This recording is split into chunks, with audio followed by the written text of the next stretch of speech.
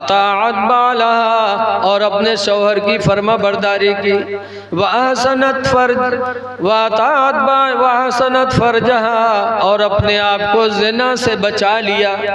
हुजूर फरमाते हैं जिस औरत ने 5 गाना नमाज पढ़ी, रमज़ान का रोज़ा रखा, शौहर की फर्मा बरदारी की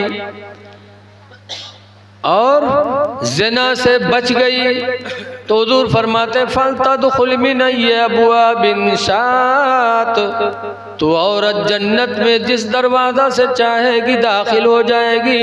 अल्लाह हर दरवाजे उस औरत के लिए खोल के रखेगा। सुभान अल्लाह, सुभान अल्लाह। जिस दरवाज़ा से चाहेगी दाखिल हो जाएगी। इसलिए मेरी माँ बहनों, नमाजों की पाबंदी तुम भी कर लो, मर्द की नेकी तुम्हारे काम आएगी नहीं, ये हक है, नहीं आएगी।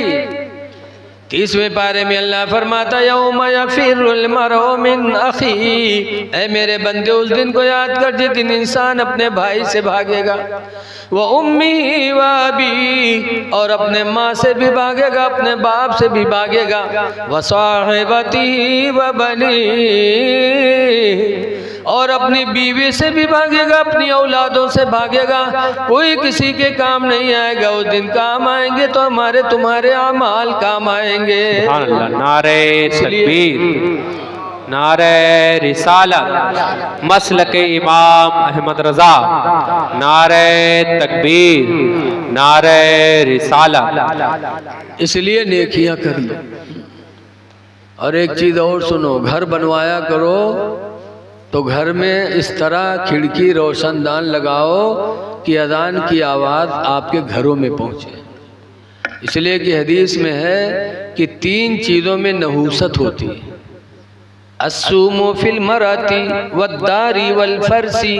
सरकार फरमाते हैं कि औरत में नहूसत है, घर में नहूसत है, सवारी में नहूसत है। सरकार से पूछा गया औरत में क्या नहूसत है? सरकार फरमाते जो औरत अपने शौहर की ना शुक्री करे, ना फरमानी करे, वो औरत मनहूस है। सुभान अल्लाह। फिर पूछा गया कि घर की नहूसत क्या है? सरकार फरमाते जिस घर में अज़ान की आवाज़ ना दाखिल हो वो घर मनहूस है।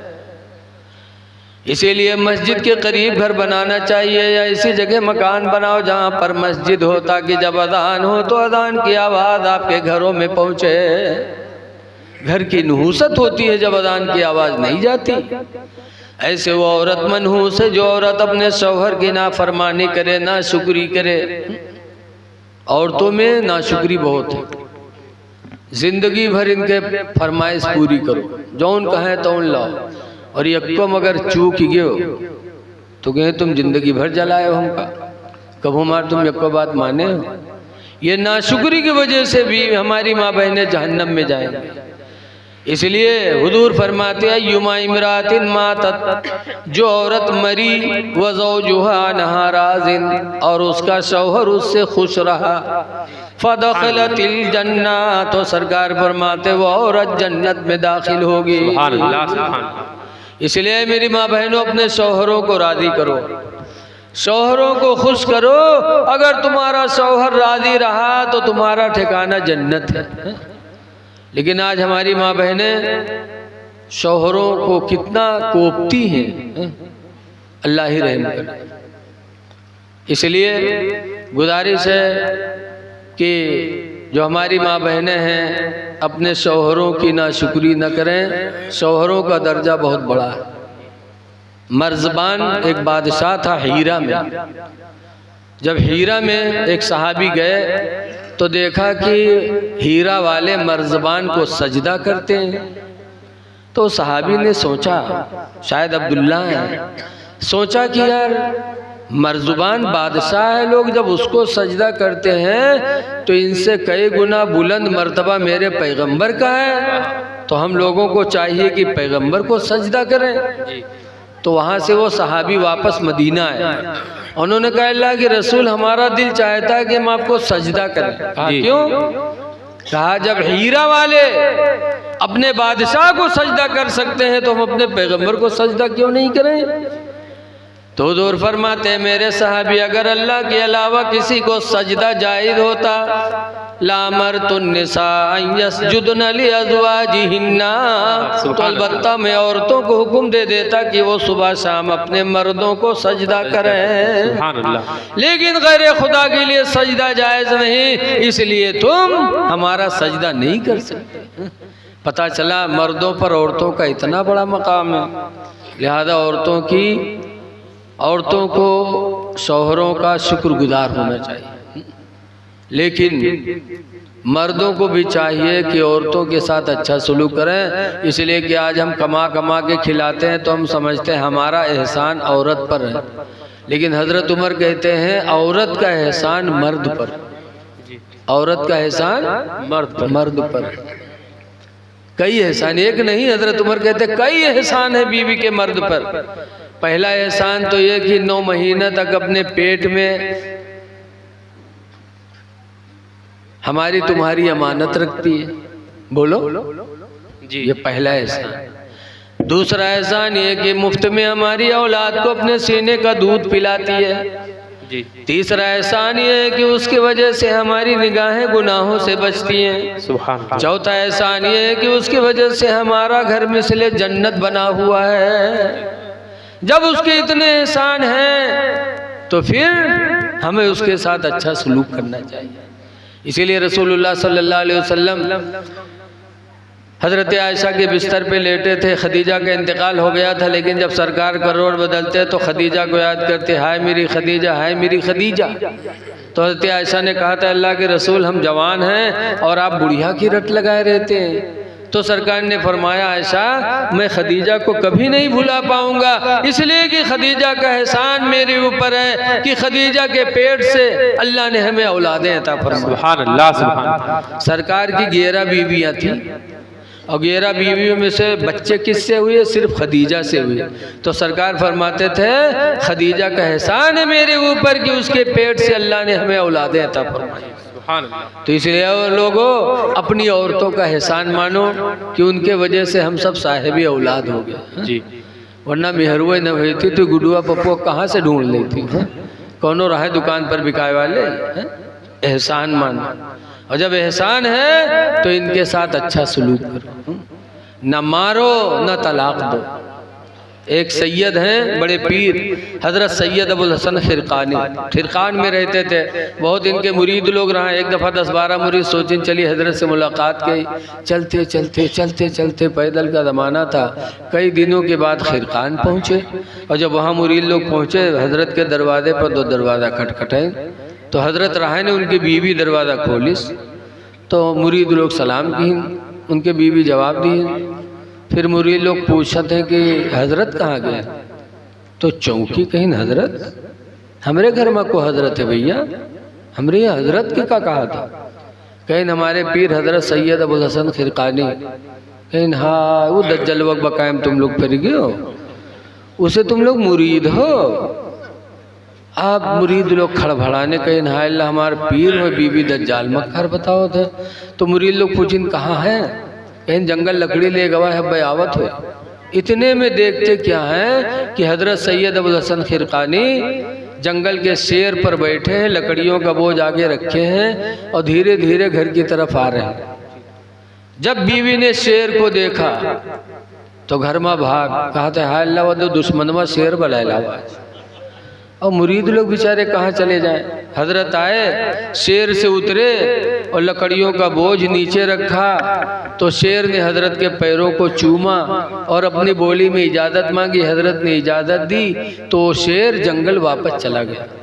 जब शेर चला गया तब मुरीदों ने कहा, हजरत अल्लाह ने आपका मर्तबा इतना बुलंद किया कि शेर आपका तलवा चूम रहा है, शेर आपकी फरमा बरदारी कर रहा है, आपका मकाम इतना बुलंद, और आपकी बीवी आपको दज्जाल मक्कार कहती है।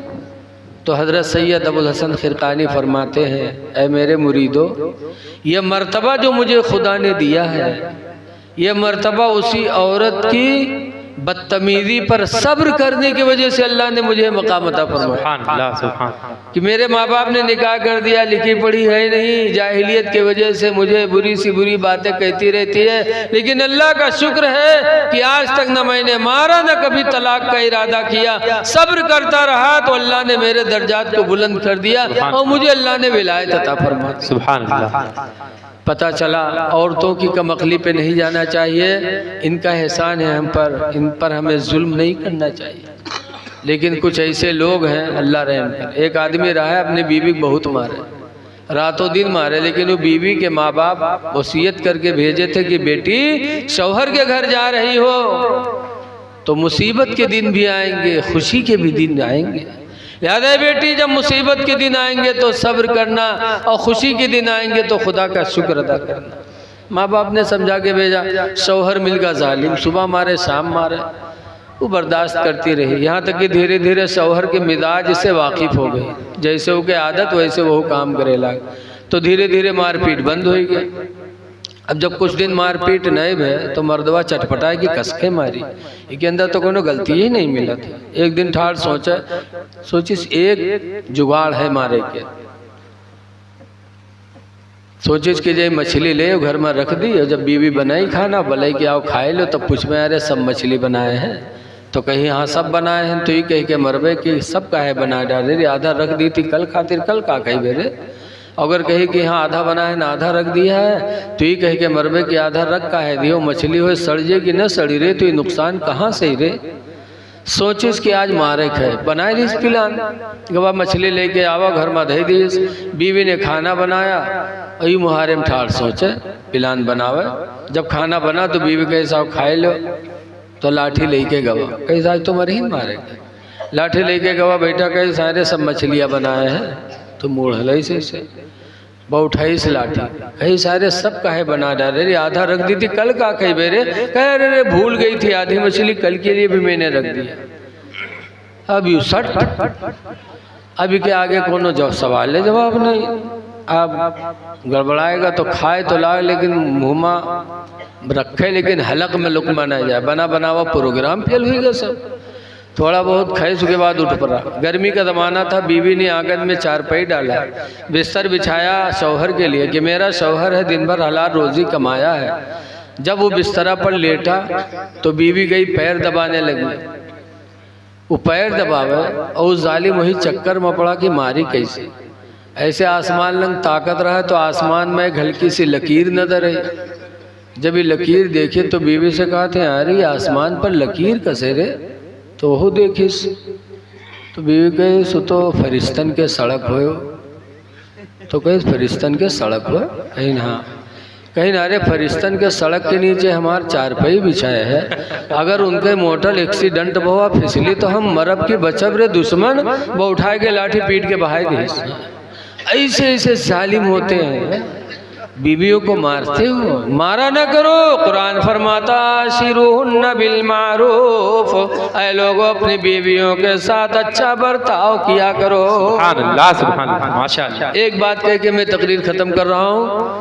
देखो आला हजरत मुरीद थे मारहरा से, कहाँ मुरीद थे, बोलो, आला हजरत मुरीद थे मारहरा शरीफ से, और मारहरा वाले मुरीद हैं आला हजरत के बेटे मुफ्ती आदम से। सुभान अल्लाह। आज लोग कहते हैं कि सैयद से सिर्फ मुरीद होना चाहिए, अगर सैयद ही से मुरीद होना जायज़ होता तो मारहरा के सैयद नजीब हैदर हसन मियाँ जो इस वक्त गद्दी नशीन है मारहरा के, वो बरेली से मुरीद न होते जी, सुभान अल्लाह। लेकिन मारहरा के सैयदों ने हजरत सैयद नजीब हैदर को मुरीद किया हुजूर मुफ्ती आदम हिंद से। तो मैं जो बताना चाहता हूँ वो ये है कि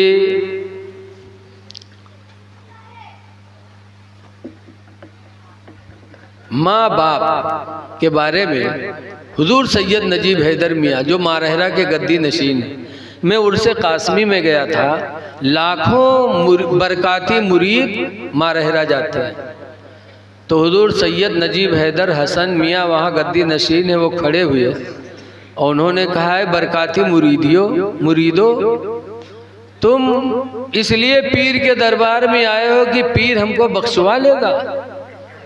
नजीब हैदर मियाँ कहते हैं, खुदा की कसम, जब तक तुम्हारे माँ बाप तुमसे राजी नहीं होंगे पीर तुम्हारे काम नहीं आएगा। जी सुभान अल्लाह। पीर जब ही काम आएगा जब माँ बाप राजी होंगे।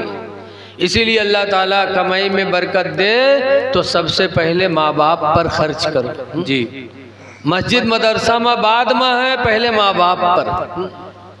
पीर मुरीद को बाद में है, पहले माँ बाप पर। इसलिए कि हुजूर फरमाते हैं, ऐ लोगों, तुम्हारी औलादें तुम्हारी बेहतरीन कमाई है, इसलिए अपनी औलादों की कमाई खाया करो। जी सुभान अल्लाह। तो माँ बाप को राजी रखने की कोशिश करो। माँ बाप राजी है, दुआ दे देंगे तो हर मुसीबत आसान हो जाएगी। इसलिए कि लिखा है कि 3 लोगों की दुआएं अल्लाह ताला कभी ठुकराता नहीं। एक मुसाफिर सफ़र में हो, मदद कर दो, सहारा बन जाओ, अगर उसके मुंह से निकल गई दुआ तो कभी अल्लाह ताला रद्द नहीं करेगा। दूसरे नंबर पर परेशान हाल जो मुसीबत में हो उसका सहारा बन जाओ। और तीसरे नंबर पर माँ बाप है। माँ बाप अगर दिल से दुआ कर दें तो इंशाअल्लाह बंदे की हर ज़रूरत पूरी हो जाएगी। बस आखिरी बात कह रहा हूँ, कुरान के बाद सबसे बड़ा दर्जा किस किताब का है बताओ? कुरान के बाद सबसे बड़ा दर्जा मज़हब के अंदर बुखारी शरीफ का। जी सुभान। इतनी मोटी, इतनी चौड़ी, इतनी लंबी, 2 जिल्दों में अलग अलग है। इसको लिखा किसने? बुखारा के रहने वाले एक नाबीना ने, जी मोहम्मद बिन इस्माइल। आप सोचा तो ये नाबीना कैसे लिखेगा? मोहम्मद बिन इस्माइल, माँ के पेट से नाबीना पैदा हुआ, लेकिन हदीस से मोहब्बत थी। पूछ पूछ के सरकार की हदीस याद करने लगे। और कितनी हदीसों के हाफिज हो गए? 1000 नहीं, लाख नहीं, कई लाख के हदीसों के हाफिज हो गए। सुभान अल्लाह। और ये नहीं कि कोई मदरसा में दाखिला ले लेन हुए बैठ के याद कर ना। इमाम बुखारी नाबीना थे और पता चल जाता था कि मुल्क शाम में कोई एक आदमी है जिसको मेरे नबी की हदीस याद है, तो बुखारा से पैदल जाते थे मुल्क शाम एक हदीस को पूछने के लिए। रवायतों में है कि एक मर्तबा मोहम्मद बिन इस्माइल बुखारा से चले, 1 महीना लगा। कहाँ गए? एक हदीस को पूछने के लिए। वो हदीस जानते थे लेकिन ऐसे के मुंह से सुना था जिसने डायरेक्ट हुजूर के मुंह से नहीं सुना था, और वो साहब सरकार के मुंह से सुने थे। तो मोहम्मद बिन इस्माइल बुखारा से 1 महीना सफ़र करने के बाद उस शहर में पहुँचे। पता लगा कि उसके दरवाजे पे गए, दरवाज़ा खटखटाया तो आदमी रोटी खा रहा था, रोटी खाते हुए आया, हाथ में रोटी और खाता हुआ आया। इमाम बुखारी ने कहा, मैं फ़लाँ जगह से आया हूँ, फ़लाँ से मिलना है। कहा, वो मैं ही हूँ। बुखारी कहते हैं कि नहीं, मुझे उससे मिलना है जिसको फ़लाँ की हदीस याद है। वो फ़लाँ हदीस याद है। कहा, वो मैं ही हूँ। कहा, नहीं नहीं भाई, मुझे उससे सुनना है जिसने डायरेक्ट रसूलुल्लाह के मुंह से सुना है। कहाँ? वो मैं ही हूँ। इतने में रोटी मुंह का ख़त्म हुई तो दूसरा नवाला तोड़ के मुंह में रख लिया और चबुलाता रहा। इमाम बुखारी कहते हैं, आप वापस जाओ, मैं अपने वतन वापस जा रहा हूँ। अरे 1 महीना सफ़र करके हदीस सुने, सुनोगे नहीं? कहा, नहीं नहीं, मैं तुम्हारे मुंह से अपने नबी की हदीस नहीं सुनना चाहता। कहा, क्यों? कहा, मेरे पैगंबर ने खड़े होकर खाने से मना किया है और तुम खड़े खड़े खा रहे हो। जब सरकार की एक सुन्नत का तुम्हारे दिल में एहतराम नहीं है तो मुझे तुम पर भरोसा भी नहीं है कि तुम मेरे नबी की हदीस भी सही सुनाओगे। तुम्हारे ज़बान से मैं अपने नबी की हदीस सुनना नहीं चाहता। अब बताओ कितनी मुसीबत उठाई होगी, तब कई हदीसों के हाफिज हुए। काफ़ी दिन गुजर गए तो एक दिन सोचा कि यार मैं मर जाऊंगा तो ये हदीसें चली जाएंगी, फिर हुजूर की उम्मत तक, क़यामत तक कौन पहुंचाएगा? तो दिल में सोचा कि ला इसको एक लिख करके किताब बना दूं, लेकिन नाबीना थे तो अपनी माँ के पास गए। कहा, अम्मा, इतनी मेहनत से मैंने हदीसों का हाफ़ज़ा किया है, मैं मर जाऊंगा तो उम्मत मुस्लिमा को ये हदीसें कैसे पहुँचेंगी? कहा, फिर बेटा, कहा, मैं चाहता हूँ लिख करके किताब बना दूँ। तो माँ ने कहा, बेटा नाबीना हो, अल्लाह ताला ने अगर तुम्हारे नसीब में नेमत लिखी होती तो अल्लाह तुम्हें नाबीना न बनाता। बेटा लिखने के लिए आँख में रोशनी चाहिए। तो बुखारी ने कहा तय मेरी माँ, मुझे भी मालूम है कि लिखने के लिए आँखों में रोशनी चाहिए और मैं नाबीना हूँ, लेकिन है मेरी माँ मुझे ये भी मालूम है कि तुम मेरी माँ हो। अगर तुम दिल से दुआ कर दोगी तो अल्लाह मेरे आँखों की गई हुई रोशनी को वापस कर देगा। सुभान अल्लाह, सुभान अल्लाह। ऐ मेरी माँ दुआ कर दो कि आँखों में रोशनी आ जाए ताकि वो नेमत मुझे नसीब हो जाए। बुखारी की माँ कहती बेटा अगर ये बात है तो आज रात में अपने रब से दुआएं करूँगी। सारी दुनिया रात में सो गई, तब बुखारी की माँ उठी, वजू बनाया, वजू बना के 2 रकात नमाज तहज्जुद पढ़ी और तहज्जुद पढ़ने के बाद दुआ मांगी, अल्लाह तो खूब जानता मेरा बेटा इस्माइल नाबीना है, तेरे नबी के हदीसों का हाफिज हुआ है, लिख करके किताब बनाना चाहता है, परवरदिगार लिखने के लिए आँख में रोशनी चाहिए, या अल्लाह मेरे हाथों की लाज रख ले और मेरे बेटे बुखारी की आँखों की रोशनी वापस कर दे। माँ ने रात में रो रो के दुआएं की, तारीख गवाएं कि बुखारी लेटे थे नाबीना हो के, लेकिन जब सुबह उठे तो दोनों आंखों में भरपूर रोशनी मौजूद थी। सुभान अल्लाह, माशाअल्लाह। और ऐसी रोशनी अल्लाह ने वापस की, ऐसी की कि काबे के अंदर बुखारी लिखते थे, दिन में सूरज के उजाले में लिखते थे और रात में चांद के उजाले में लिखा करते थे। ये दौलत मिली माँ की दुआ की वजह से। इसलिए लोगों माँ बाप को राजी करो, इनके मुंह से दुआएं निकलेंगी तो दुनिया भी कामयाब आखिरत भी कामयाब।